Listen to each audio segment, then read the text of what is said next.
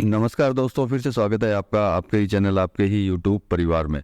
आज हल्दी पे और ब्लैक ब्लैक पेपर पे, मतलब काली मिर्च के ऊपर चर्चा करेंगे, क्योंकि दोनों की सिचुएशन जो है क्रिटिकल टाइप से चल रही है और लोगों के दिमाग के अंदर जो है, मतलब यूँ समझ सकते हैं, एक अजीब सा खलबली मची हुई होगी कि भाई इन दोनों में क्या होने वाला है, क्या नहीं होने वाला, क्या किंतु है, क्या परंतु है। मतलब कि टेंशन जो है कंटिन्यू उनको जो है इसके अंदर नज़र आ रही है। देखिए, कुछ कैलकुलेशन के भी फ़र्क होते हैं, चाहे वो काली मिर्च के लिए हो, चाहे वो हल्दी के लिए हो। उन कैलकुलेशन को सही नहीं करने से भी जो है आदमी के दिमाग में खलबली मची रहती है और उसको ऐसा ही लगने लगता है कि भैया आगे तो कुछ नहीं बचा है, आगे पता नहीं क्या होगा, मैं नुकसान में जा रहा हूँ या फिर मैं फ़ायदे में जा रहा हूँ। ऐसा विचार जो है दिमाग के अंदर कंटिन्यू आने लगता है। तो चलिए दोनों पे चर्चा करेंगे, साथ में विदेशी काली मिर्च के आपको आज भाव भी दे देंगे कि किन भावों के ऊपर जो है विदेशी काली मिर्च चल रही है, उसके ऊपर भी चर्चा कर लेंगे, साथ में हल्दी के ऊपर भी चर्चा जरूर करेंगे। लेकिन दोस्तों, चैनल पर नए हैं तो वीडियो को लाइक और चैनल को सब्सक्राइब जरूर कर लीजिएगा।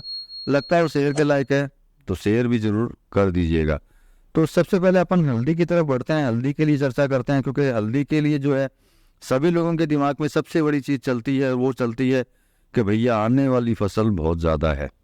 तो आप विचार कर सकते हैं कि आने वाली फसल बहुत ज़्यादा है, नो डाउट ज़्यादा है। मैं खुद भी बोलता हूँ कि भैया हल्दी की आने वाली फसल बहुत ज़्यादा है, लेकिन शब्दों पे आप ध्यान दीजिए कि आने वाली फसल बहुत ज़्यादा है, आई नहीं है। तो मतलब आप लोगों के दिमाग में जो चीज़ चल रही है कि भैया मंदी इस कारण से आ रही है कि आने वाली फसल बहुत ज़्यादा है।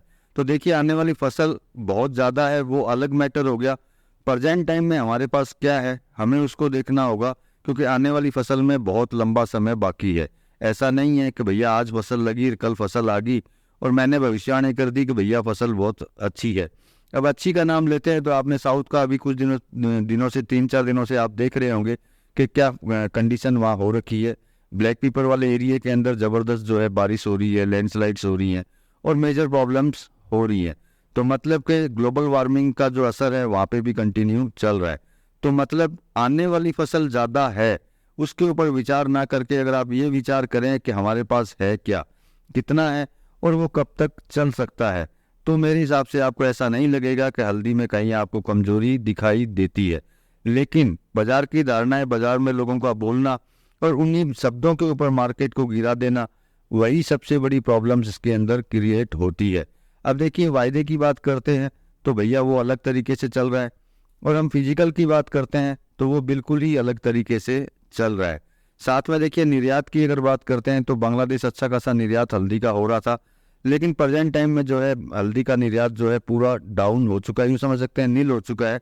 तो उसमें भी घबराने की बात नहीं है, क्योंकि उसके लिए आपको मैंने हमेशा बोला है कि किसी भी चीज़ के पीछे कोई न कोई कारण जरूर होता है, चाहे वो निर्यात बंद होने का हो या निर्यात चालू होने का हो।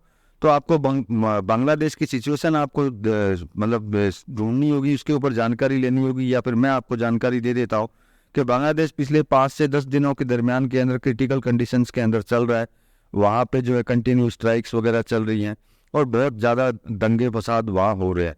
उसकी वजह से जो है वहाँ की जो बिक्री है, चाहे वो हल्दी हो या कोई दूसरे आइटम कुछ भी हो, तेजी जरूर आई है, लेकिन बिक्री जो है ज़बरदस्त मंदी हो चुकी है।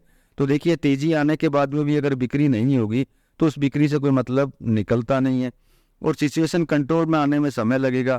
तब इंपोर्टर ये सोचता है कि कुछ दिनों के लिए अगर इसको बंद ही कर दिया जाए तो ज़्यादा बेहतर है, क्योंकि जहाँ तक मुझे नॉलेज है कि जितनी भी हल्दी इंपोर्ट की जा रही है वो सीटियों तक नहीं पहुँच करके कहीं न कहीं दूसरी जगह पे रखी जा रही है, स्टोर की जा रही है। जब वो सीटियों तक पहुँचेगा नहीं तो वो मंगा करके दूसरी जगह का भाड़ा बट्टा क्यों देगा वो। इससे अच्छा है कि वो ये सोचेगा कि भैया हम इसको स्टॉप कर देते हैं, जब कंडीशन सारी नॉर्मल्स होगी तब वापस इंपोर्ट इसका चालू करेंगे। तो मतलब कि अगर हम लोग ओवरऑल अगर हम लोग देखते हैं तो हल्दी के अंदर किसी तरह की कोई ज़्यादा मेजर प्रॉब्लम्स नहीं दिखाई देती है। देखिए, मेरे पास जो इन्फॉर्मेशन होती है वो मैं आप तक पहुंचाता हूं, जिससे कि आपको ध्यान रहे कि इसके अंदर क्या होगा और क्या नहीं होगा। उससे समझ में आता है तो बहुत बढ़िया बात, और नहीं समझ में आता है तो आप मेरी पर्सनल एडवाइस भी ले सकते हैं। मैं आपको ज़रूर बताऊंगा कि इस तरह की कमोडिटी के अंदर आपको क्या करना चाहिए और क्या नहीं करना चाहिए, कब खरीदना चाहिए और कब आपको बेच देना चाहिए। ये देखिए, ये तो थी हल्दी की बात। अब बात करते हैं काली मिर्च की, चाहे वो विदेशी हो या फिर अपनी देसी हो। तो देखिए, लंबे समय से जो है काली मिर्च जो है, कुछ लंबे समय से, ज़्यादा लंबे समय से नहीं, कुछ समय से जो काली मिर्च एक स्थिरता के ऊपर चल रही है, ना ज़्यादा तेज़ी के अंदर जा रही है, ना ही ज़्यादा मंदी के अंदर आ रही है। तो देखिए इसका कारण, सबसे बड़ा कारण बाजार है, क्योंकि जब कोई भी कमोडिटी जब ऊपर की साइड चली जाती है तो निश्चित बात है खरीदारी थोड़ी सी डाउन हो जाती है। और मैंने आपको बोला भी था कि काली मिर्च की जो क्वांटिटी जो है चारों साइड में शॉर्ट है। ऐसा नहीं है कि हर जगह के ऊपर बहुत ज़्यादा क्वांटिटी के अंदर माल है। अगर बहुत ज़्यादा क्वांटिटी में होता तो जो तेज़ी आज चल रही है वो तेज़ी भी इसके अंदर नहीं होती। अब वियतनाम की अगर बात करते हैं तो वियतनाम के पास में भी इतना माल नहीं है कि वो निर्यात कर सके। वो भी अपना विचार बना रहा है कि भैया वो दूसरे देशों से भी काली मिर्च अपने यहाँ मंगाए। तो आप सोच सकते हैं कि भाई पूरी विश्व के अंदर सबसे ज़्यादा काली मिर्च पैदा करने वाला और वहाँ का निर्यातक, वहाँ का एक्सपोर्टर वियतनाम जैसा अगर दूसरी साइड घूम रहा है तो इसके अंदर क्या सिचुएशन आगे बनने वाली है। तो इसके ऊपर भी आप विचार कर सकते हैं कि आपको अंदाज़ा लग रहा होगा। साथ में जो साउथ की कंडीशन चल रही है, नो डाउट अभी तक रिपोर्ट नहीं है कि भैया फसल खराब हुई है या फिर नहीं हुई है। ये रिपोर्ट कुछ समय लगेगा आने के लिए, जब वहाँ की कंडीशन जो है सही होगी। सबसे पहले तो वहाँ के लोगों के लिए थोड़ी सी दुआ कीजिए कि वो सही सलामत रहे, क्योंकि वहाँ की कंडीशन साउथ की मेजर प्रॉब्लम्स है। लैंडस्लाइड वगैरह को आपने देखा ही होगा टीवी वगैरह पे, तो उनके लिए दुआ कीजिए। साथ में उसके बाद में जब रिपोर्ट्स आएगी कि वहाँ की फसल जो है कितनी बची है कितनी नहीं बची है, उससे भी अपने को पता चलेगा कि आगे की सिचुएशन क्या है। लेकिन देखिए जब इस तरह की कोई दुविधा प्रॉब्लम्स होती हैं, लैंडस्लाइड बारिश ज़्यादा होती है, तो निश्चित बात है काली मिर्च की बात नहीं है, किसी भी फसल में जो है प्रॉब्लम क्रिएट ना हो ऐसा नहीं हो सकता। तो मतलब कि प्रॉब्लम कुछ न कुछ वहाँ जरूर हुई होगी। तो मतलब ओवरऑल अगर हम सब जगह से देखते हैं तो प्रॉब्लम काली मिर्च के अंदर चल रही है, क्वांटिटी शॉर्ट्स है।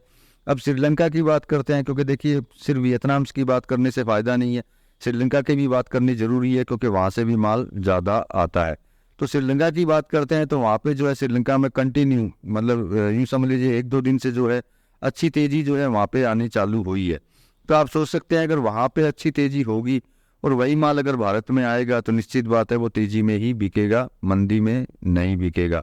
तो जब श्रीलंका तेज़ है और वियतनाम एक स्थिरता के अंदर है, लेकिन स्थिरता में भी तेज़ी है, ऐसा नहीं है कि बहुत ज़्यादा डाउनफॉल के अंदर चल रहा है। बीच में नो डाउट बहुत ज़्यादा तेज़ी के अंदर चला गया था, लेकिन प्रेजेंट टाइम में स्थिरता के अंदर एक जगह पे रुका हुआ है, जो आशा है कि आगे जा कर के ज़बरदस्त बढ़ेगा।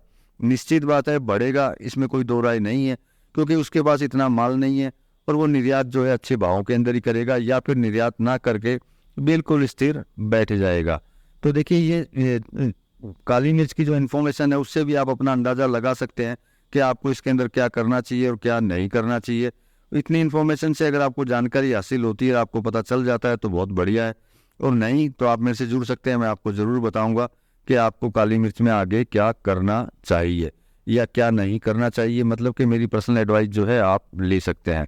अब भाव की बात कर लेते हैं, इंडोनेशिया से स्टार्ट करेंगे कि इंडोनेशिया का ब्लैक पेपर जो है 7,138 USD पर टन चल रहा है। तो आप देख सकते हैं, आपको पहले की रेटें भी पता होंगी कि आज की डेट में इंडोनेशिया जो है अच्छी तेज़ी के अंदर। वैसे हल्का फुल्का माइनस जो है हर दिन होता है, उसको नहीं मानेंगे, लेकिन पुरानी रेटों को और अब की रेटों को मानते हैं तो इंडोनेशिया तेज़ी के अंदर चल रहा है।